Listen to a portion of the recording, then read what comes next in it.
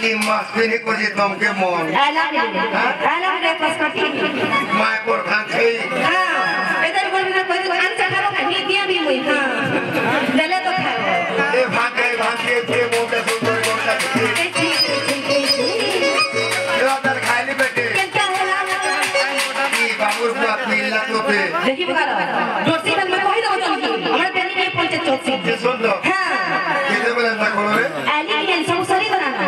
दोनों सारी दो हां टावर नहीं जवानी पर दे जोशी के पकड़ा ए गा होय के बोले काबुली चा हम बहुत के मारने लगा के कहना हम फोन ला गोदा ठीक है ओ भको আগো